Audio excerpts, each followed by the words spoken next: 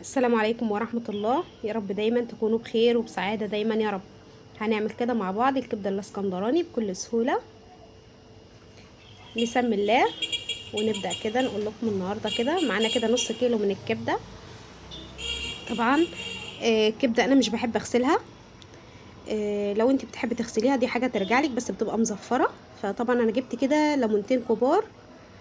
طبعا انا عندي الليمون الكبير ده ببقى شايلاه مثلا في الفريزر عندي كده، فبيبقى الليمونه كلها ميه كده. فبدات ان انا عصرته كده. هبدا بقى ان انا زي ما انتم شايفين كده بغسل الكبده بالليمون. الصراحه ما بحبش اغسلها غير كده، وبتطلع معايا احلى كبده اسكندراني بكل سهوله. طبعا زي ما شفتوا كده انا طبعا غسلتها كده بالليمون. شايفين بقى نزلت كده. طبعا خلاص هسيبها بقى لغايه ما اعمل لها كده الدقه بتاعتها. طبعا معانا كده معلقه صغيره من الثوم البودره، ومعلقه صغيره من الكزبره الناشفه، ومعلقه صغيره من الملح، ومعايا كده رشه من الفلفل الاسمر، ورشه من الشطه الناشفه، ومعايا كده شويه كده من الثوم، وبرده قرن فلفل احمر كده، وفلفل من الاخضر العادي. طبعا هاخد كده ده وطحنته كله مع بعضه كده في الكبه. لو انت حابه تدقيه مفيش مشكله خالص. وهبدا كده ان انا اتبل الكبده كده. طبعا الثوم البودره مهم معاكي، لان فعلا بيخليها كده مش مزفره كده، وبيخليها جميله وبيديلها ريحه حلوه. فعلا كانت ريحتها بسم الله ما شاء الله. لو انت مش حابه تحطي رشه الفلفل الاسمر الخفيفه اللي انا حطيتها دي ما تحطهاش.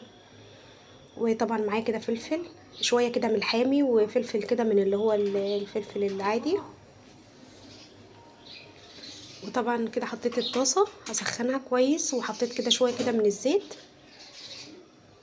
هبدأ بقى ان انا مش هنزل بالكبدة غير لما الزيت يسخن خالص. اهم حاجة ان يكون الزيت معاكي سخن جامد قبل ما تنزلي بيها، وتبداي توزعيه كده وتسيبيها كأنها بنديها صدمة كده في الاول، عشان خاطر ما تنزلش كده السائل اللي هو بيخلي الكبدة كده من جوه كده، بيخليها طرية كده وجميلة. فطبعا احنا بنخليها بقى الصدمة دي بتحتفظ ان هي تخليها طرية كده وتبقى حلوة زي ما انتم شايفين. طبعا انا سبتها شويه وبعد كده اديها تقليبه بسيطه، واسيبها برضو شويه تاني على نار عاليه. طبعا احنا عملنا الكبده قبل كده مع بعض، بس هي طلبت مني تاني. فطبعا لما حبايبي طلبوها مني فقلت طبعا انا كلنا طبعا كل سنه وانتم طيبين طالعين من العيد، فبيبقى عندنا كبده وكده، فانا قلت اعملها لهم كده زي ما انت شايفه. طبعا جبت بقيه الدقه اللي انا كنت عاملاها نزلت بيها كده.